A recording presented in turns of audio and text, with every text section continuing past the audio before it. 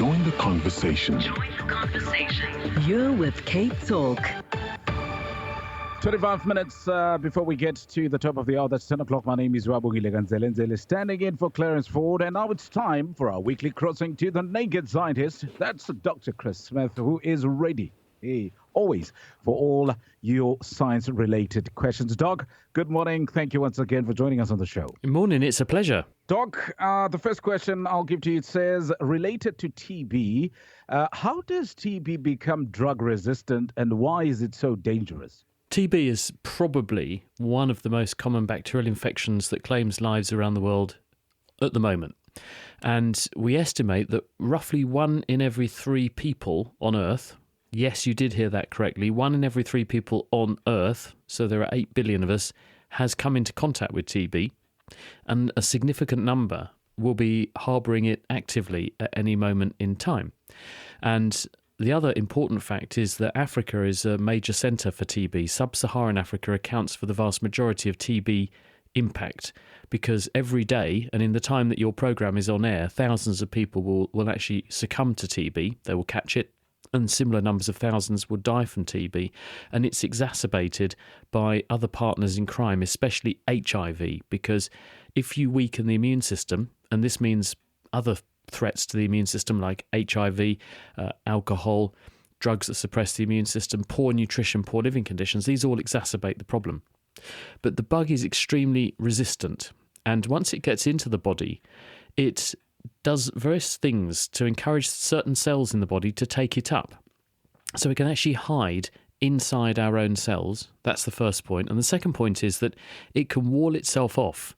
So it sits in certain sites surrounded by an immune response that builds a kind of barricade to stop the bug spreading. So it's inactive, but it's not gone away. And then periodically, the bacterium can reactivate itself or become more active and spread from that primary site to other parts of the body. And that's proportional to how good your immune response is. So if we come along with drugs to treat TB, because it's going through these phases of activity and dormancy, and it's more or less active at different times, if you take drugs to treat TB for just a short time, if the bacteria are not active at the moment you're taking the drugs won't kill the bacteria. And so you have to give very long, protracted courses of treatment to make sure you have the greatest chance possible of cleaning up and effecting as good a chance of a cure as possible. Now, what happens in many places is that for reasons of economics or supply or just compliance, because some of these drugs are not very nice, people don't take them consistently for the right length of time. This has the effect of exposing the bacteria to what we call either monotherapy, where you give just one drug, and rather than suppressing it hard with multiple drugs, which is our current mainstay of treatment, you just expose it to one, or you expose it to one in an ad hoc hit and miss way, which suppresses it a bit but doesn't kill it. And the problem with exposing bacteria to low levels of drugs that are not toxic in this way is it selects from the population of bacteria those bacteria which may have naturally the ability to grow through that antibiotic. And so you slowly enrich the population of bacteria that are both in the individual but also in the population, because you're sharing bacteria between individuals, of course. And slowly you disclose clones of the bacteria which have the ability to initially be tolerant and then downright full-blown resistant to some of these drugs that we're trying to treat it with. And because they're resistant to the drugs, when you come in and try to treat the infection with the normal drugs, you end up with untreatable infections, which then, of course, you're going to spread to other people, and slowly it spreads as a wave of infection around the world as people move around, they take their infections with them, and you've got resistant TB. And it's become a really significant problem. And in some places, we've got what we call multi-drug resistant TB. And in other places, we now have XDR TB, extensively drug-resistant TB. There are some forms of TB where we almost can't treat it. And in fact, because of migration and so on, I've dealt with cases in our own hospital where we have patients that we have drug-resistant forms of TB we almost can't treat.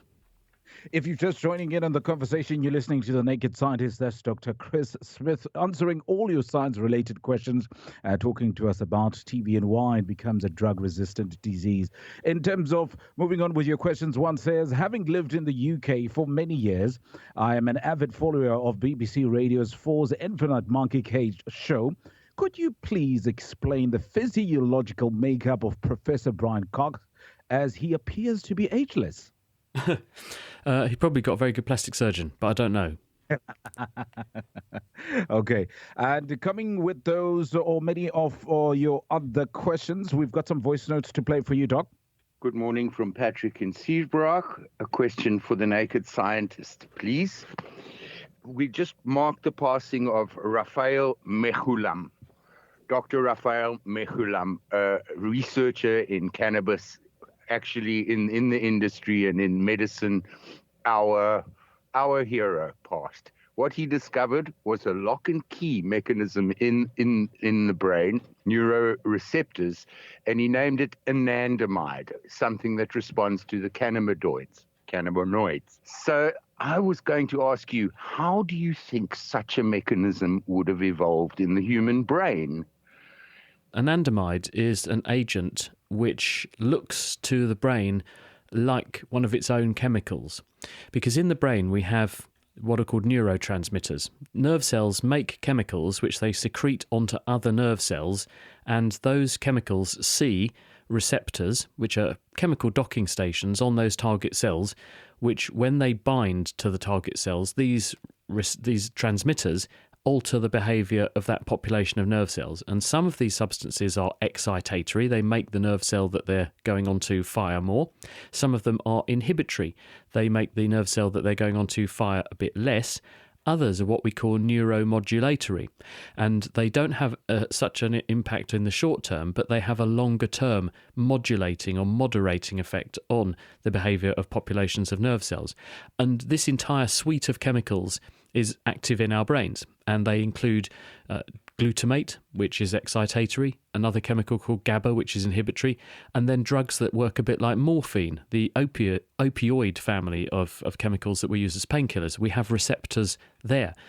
There are also receptors, as is being alluded to, for the cannabis family of chemicals.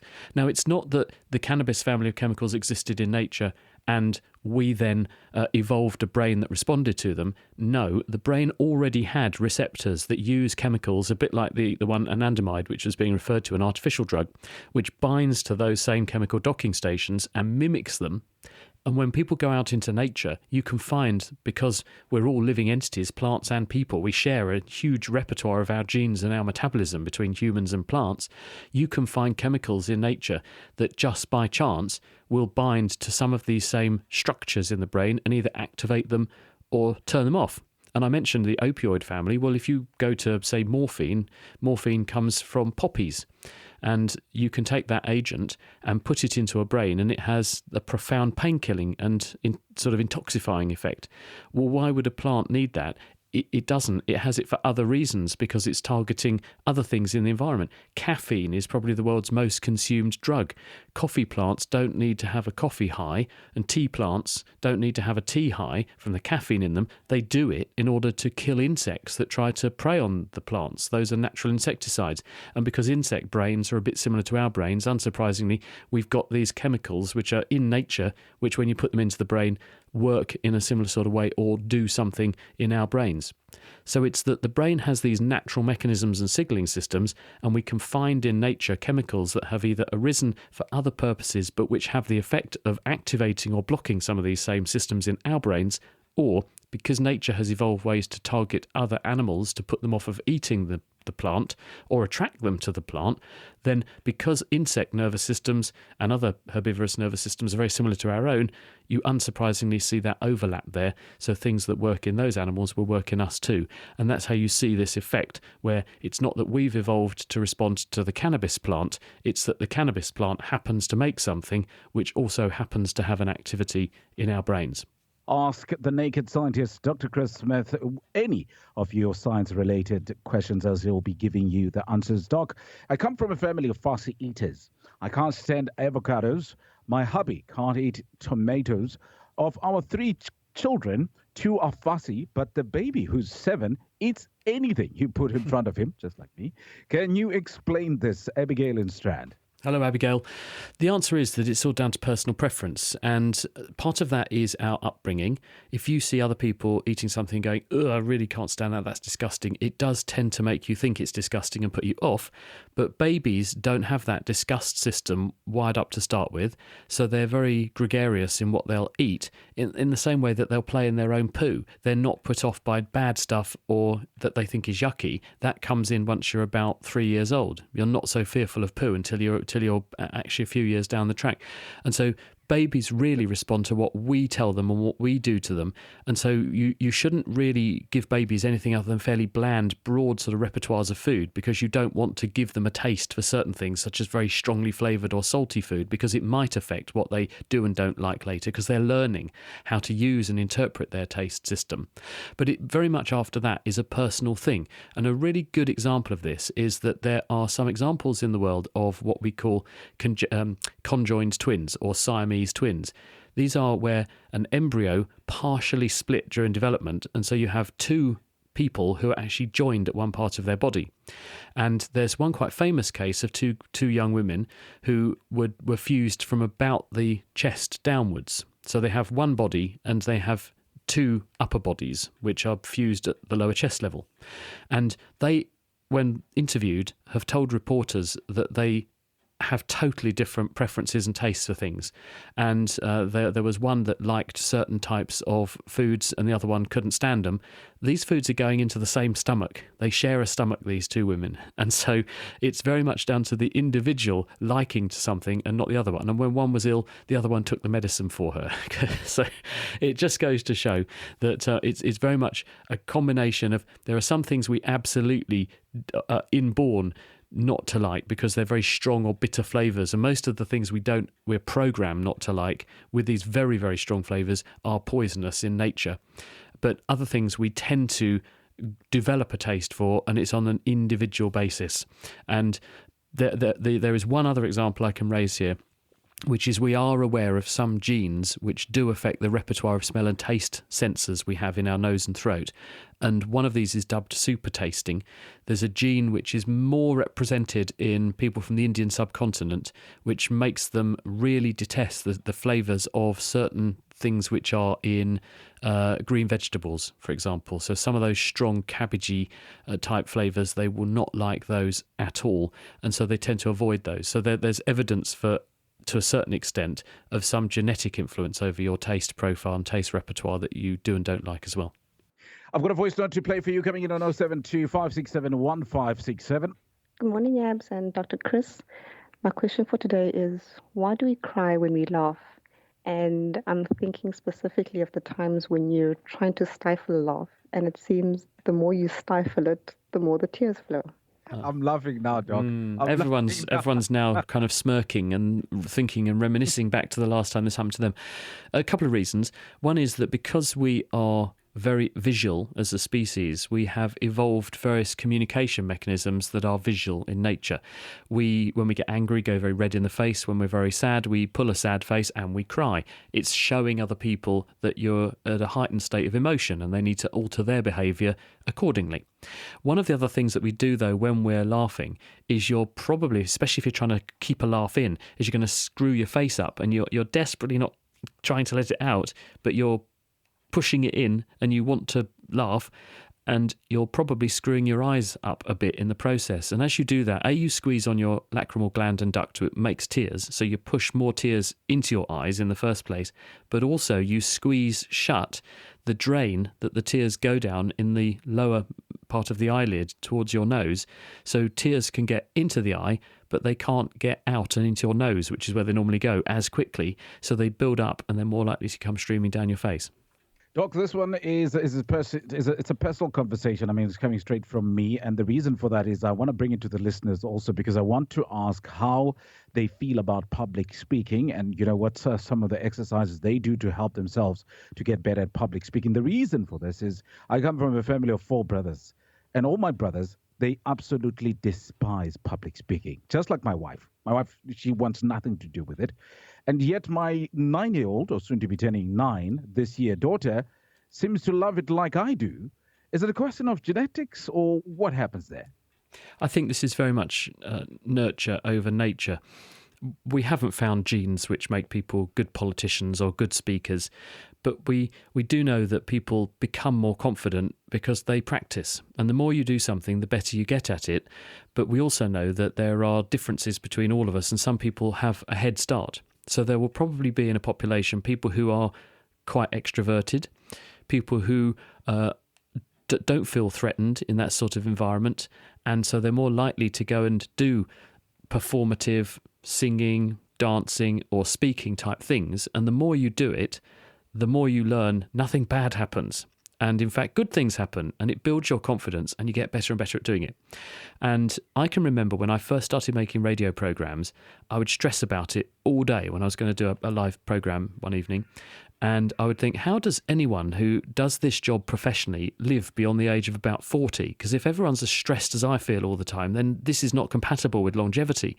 And after a few weeks of doing the programs I was doing, this is about 20 years ago, I found that instead of devoting 90% of my cognitive energy to panic and 10% to what was coming out of my mouth, magically that equation reverses.